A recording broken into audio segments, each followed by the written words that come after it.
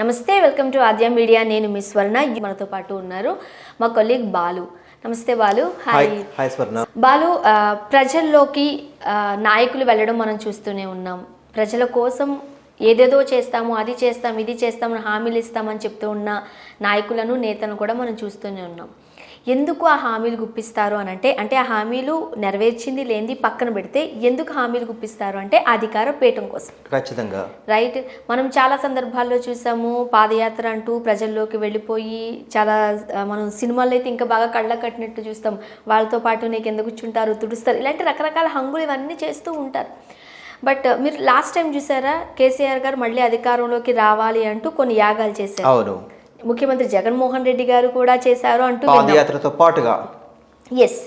ఇప్పుడు కూడా 12 నుంచి 16 వరకు విజయవాడలో ఏపీ ముఖ్యమంత్రి జగన్మోహన్ రెడ్డి గారు కొన్ని యాగాలు, పూజలు చేయబోతున్నారు. ఎందుకు అనంటే అధికార పీఠం కోసం అంటూ. ఏమని చెప్తారు మీరు? చండీ రుద్ర రాజశ్యామల శ్రీ మహాలక్ష్మి యాగం పేరు ఏదైనప్పటికీ కూడా ఇందాక నువ్వు అన్నట్టుగా అల్టిమేట్గా మన గోల్ ఏంటంటే మళ్ళీ అధికార పీఠాన్ని మనము ఎక్కడం కోసం. గతంలో లాస్ట్ ఎలక్షన్స్ తీసుకున్నట్లయితే విశాఖపట్నానికి సంబంధించి ఒక పీఠం, శారదా పీఠానికి సంబంధించి స్వరూపానందేంద్ర సరస్వతి గారి ఆధ్వర్యంలో ఇటు తెలంగాణ సీఎం కేసీఆర్ కావచ్చు, లేకపోతే వైఎస్ జగన్మోహన్ రెడ్డి గారు కావచ్చు, ఆయన ఆధీనంలో కొంత పూజలు చేసి ఖచ్చితంగా దాని తర్వాతే పాదయాత్రతో పాటుగా ఈ వీళ్ళ యొక్క యాగాలు ఫలించి అధికార పీఠాన్ని చేజిక్కించుకున్నామని చెప్పి ఒక నమ్మకం ఉంటుంది. ఎందుకంటే మనకి ఒక్కొక్కసారి మన ఆత్మాభిమానము లేకపోతే మనకి ఎంత సెల్ఫ్ కాన్ఫిడెన్స్ ఉన్నప్పటికీ కూడాను కొన్ని సెంటిమెంట్స్ ప్రతి మనిషిని నడిపిస్తుంటాయి. అది నమ్మే వాళ్ళ మీద ఆధారపడి ఉంటుంది. ఆ నమ్మకమే అంటే కొంతమంది ఒక్కొక్కళ్ళు నమ్ముకుంటారు. కొంతమందిని జ్యోతిష్యాన్ని నమ్ముతారు, కొంతమంది వాస్తు నమ్ముతారు, కొంతమంది దేవుడిని నమ్ముతారు. ఇవేమి నమ్మని వాళ్ళు నమ్ముకుంటారు. ఎంత వాళ్ళ నమ్ముకున్నా కానీ టైం బాగాలేకపోతే మనకి సపోర్ట్ చేయడానికి కొంత ఇట్లా ఈ గ్రహాలు అంటామా, లేకపోతే దేవతలు అంటామా, గుళ్ళు గోపురాలు, ఇవన్నీ ఖచ్చితంగా అవన్నీ ఇప్పుడు సక్సెస్ అయిన తర్వాత ఈ ఫ్యాక్టర్స్ అన్నీ దీనివల్ల అయిందని చెప్పి మనం అనుకుంటాం. ఇందులో భాగంగానే రెండోసారి ముఖ్యమంత్రి అవ్వడం కోసం, ఎందుకంటే గతంలో పాదయాత్ర చేసి రాష్ట్రం అంతా తిరిగిన తర్వాత ఒక చరిష్మా లైమ్లైట్లోకి అప్పుడు ఉన్న తర్వాత ఫస్ట్ టైం సీఎం అయిన జగన్మోహన్ రెడ్డి మళ్ళీ రెండోసారి కూడా సీఎం పీఠాన్ని అధిరోహించడం కోసం ఈసారి యాగం చేస్తున్నారని చెప్పి ఒక వార్త వినిపిస్తుంది. దానికి సంబంధించి ఇప్పటికే విజయవాడలో అన్ని ఏర్పాట్లు పూర్తయినాయి. రేపు దానికి సంబంధించి అఫీషియల్గా ఒక అనౌన్స్మెంట్ వచ్చే అవకాశం కనిపిస్తుంది. ఎవరో ఒక ఎండోమెంట్కి సంబంధించినటువంటి ఒక ఆఫీసర్ ఎవరో దాన్ని పర్యవేక్షిస్తున్నారంటూ సుమారుగా 2000 మంది ఆగమ శాస్త్రం ప్రకారం ఎవరైతే వేద పండితులు ఉంటారో వాళ్ళ అధ్యయనాలు జరుగుతుందని చెప్పేసి ఒక నానుడు వినిపిస్తుంది. ఎందుకు అంటే మనకి ఏదైనా ఒక పని కావాలంటే సామభేద దాన దండోపాయాలు ఎట్లయితే మనం ఉపయోగిస్తామో ఒక్కొక్కటి ఏమో ఏం చేస్తే ఏ ప్రయత్నం చేస్తే ఏ ఫలిస్తుందో తెలియదు అనే రీజన్తో ఇప్పుడు ఉన్నటువంటి జగన్మోహన్ రెడ్డికి ఉన్నటువంటి నెగిటివిటీ ఏదైతే ఉందో ఆ నెగిటివిటీ పోగొట్టుకోవడం కోసం ఇట్లాంటి పూజలు. ఎందుకంటే మన సొంత ప్రయత్నం చేశాము, ఫలించట్లేదు, మళ్ళీ ఇంకొక ప్రయత్నం. ఇప్పటికే వ్యతిరేకత ఉన్నటువంటి జగన్మోహన్ రెడ్డికి ఏమో ఒకవేళ ఇది ఏమైనా ఫలిస్తుందేమో, మానవ ప్రయత్నం మనకు ఎట్లాగో ఈసారి నాకు ఆ లక్ ఎట్లాగో లేదు, ఈసారి జనాలు ఎవరు నాకు ఓట్లు వేయరు అని చెప్పి అర్థమైపోయింది. ఏపీ ముఖ్యమంత్రి జగన్మోహన్ రెడ్డి గారికి ఇప్పుడున్న పరిస్థితులను బట్టి వీళ్ళు మళ్ళీ నాకు ప్రజలైతే ఓట్లు వేయరు, ఏం చేసినా దేవుడే చేయాలి అంటే అదొక ప్రయత్నం అవుతుందో లేదు అని చెప్తున్నా కదా. ఈ ప్రయత్నం అని ఎప్పుడు అనుకుంటాం, మళ్ళా ఒకవేళ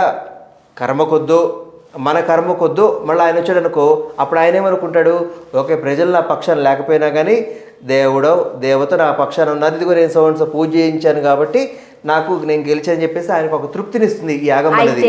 అయితే మనం ఇక్కడ ఎట్లానూ దేవుణ్ణి తీసుకొచ్చారు కాబట్టి ఒక క్వశ్చన్, ఒక డౌట్ అందరికి.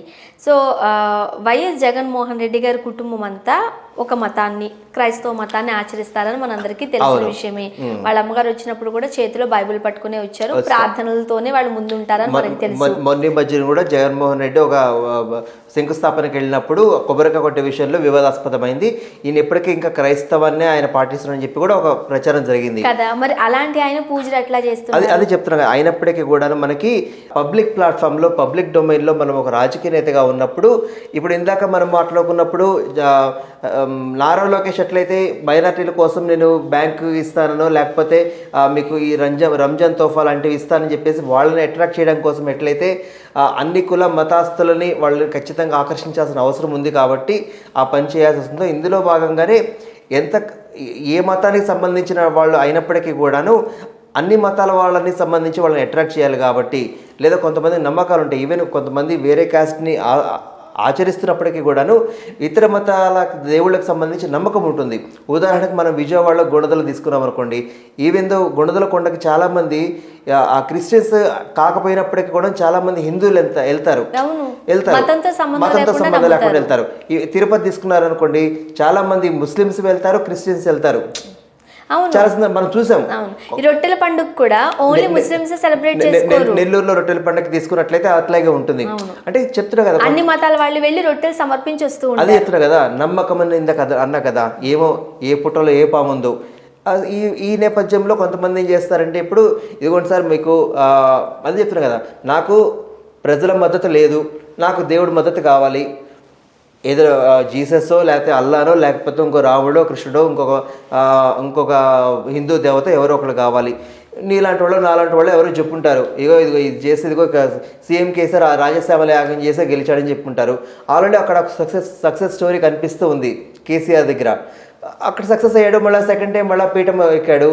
సేమ్ అదే సెంటిమెంట్ నాకు కూడా వర్కౌట్ కాకపోవచ్చేమో అని చెప్పి ఎందుకు, ఎందుకంటే సీఎం కేసీఆర్ సంబంధించి ఎంత హిందువు అయినప్పటికీ కూడాను చాలా సందర్భాల్లో ముస్లిం మైనారిటీలకి క్రిస్టియన్స్కి సపోర్ట్ చేస్తూ మాట్లాడడం మనం చాలాసార్లు చూసాం. అంతే, ఎందుకంటే మాట్లాడాలి. ఎందుకంటే పబ్లిక్ డొమైన్ లో మనం ఒక రాజకీయ నేతగా ఉన్నప్పుడు ఒక క్రిస్టియన్స్ మాత్రమే ముఖ్యమంత్రి, ముస్లిమ్స్ మాత్రమే ముఖ్యమంత్రి కాదు కదా. ఎందుకంటే వాళ్ళు ఆచరించే ప్రజలకు ఇక్కడ మతం కాదు ప్రజలు, అదే ఆ రాష్ట్ర ప్రజలు, ఆ దేశ ప్రజలు అందరూ కలిసి ఓటేస్తేనే 151 సీట్లు వచ్చినాయి. ఓన్లీ క్రిస్టియన్స్ వేస్తే 151 సీట్లు రావు, ఓన్లీ ముస్లిమ్స్ వేస్తే 151 రావు, ఓన్లీ హిందూస్ వేస్తే 151 రాదు. అంతే, అంటే అందరూ కలిసి వేస్తే మనకు ఆ సీట్లు వస్తాయి. ఈ నేపథ్యంలోనే ఈ రాజ్యసభ లేఖం. సరే క్రిస్టియన్ కాబట్టి ఇది ఎందుకు చేస్తున్నాడంటే ఎవరో చెప్పుంటారు, మేబీ ఇంకొకళ్ళు రేపు పొద్దున వచ్చి ఇదిగో ఈ చర్చిలో ఈ పూజ చేస్తే అవుతుంది, లేకపోతే ఈ ప్రార్థన చేస్తే అవుతుందంటే రేపు పొద్దున అది కూడా చేస్తాడు. లేకపోతే ఇప్పుడు రేపు పొద్దున రంజాన్ వచ్చింది, నెత్తున టోపీ పెట్టుకొని నేను పొద్దున ఒక షాల్ కప్పుకొని నమాజ్ చేసినట్టు. సో మనం ఇక్కడ చూసాము, తెలంగాణ సీఎం కేసీఆర్ ఎవ్రీ రంజాన్ సందర్భంలో వాళ్ళందరికీ విందిస్తూ ఎల్బీ స్టేడియంలో ఇది ఇస్తాడు, ఇఫ్తార్ విందిస్తాడు. సో అట్లా అని చెప్పేసి ఆయన్ని ముస్లింల కింద మనం అంటకట్టలేము. ఒక స్టేట్ సీఎంగా ఉన్నప్పుడు, ఒక పబ్లిక్ ప్లాట్ఫామ్ పబ్లిక్ డొమైన్లో ఉన్నప్పుడు అన్ని మతాల వాళ్ళని అన్ని కులాల వాళ్ళని కలుపుకుంటూ వాళ్ళకి సంబంధించినటువంటి తాయిలాలు ఇచ్చుకుంటేనే వెళ్తేనే వాళ్ళ ఆ స్థానాన్ని ఖచ్చితంగా అధిరోహిస్తారు. ఈ నేపథ్యంలోనే మరి చూడాలి, ఒకవేళ రాజశ్యామల అమ్మవారు దీవిస్తుందో, లేకపోతే యేసుక్రీస్తు దీవిస్తాడో, లేకపోతే ఏ అల్లాని వాళ్ళు రక్షిస్తాడో. ఎందుకంటే ప్రజలు ఎట్లాగో ఆయన తరఫు లేరు, జగన్మోహన్ రెడ్డి తరఫు లేడు. ఖచ్చితంగా మరి ఏదైనా మా తరపునే ఉన్నారని చెప్పుకుంటున్నారు, చెప్పుకోకపోతే ఉండలేం కదా. అదే చెప్తాను కదా, ఇప్పుడు మన కాన్ఫిడెన్స్ లెవెల్స్ తగ్గినప్పుడు ఆ పక్క నుంచి ఇంకొకళ్ళ పుషప్ కోసం మనం ఎదురు చూస్తూ ఉంటాం. ఆ పుషప్ ఏ రూపంలో వస్తుందో లేదు. ఒకళ్ళు వచ్చిందనుకో నమ్ముతాం, లేదనుకో ఏమనుకుంటాం, నాకు ప్రజల మద్దతు లేదు, దేవుడి మద్దతు కూడా లేదని ఈ చేసిన పూజలన్నీ వేస్ట్ అని అప్పుడు అనుకుంటాం. సో ఇది ప్లస్ అవుతుందా మైనస్ అవుతుందంటే కాలమే సమాధానం చెప్పాలి దానికి. Thank you so much. Thank you స్వర్ణం.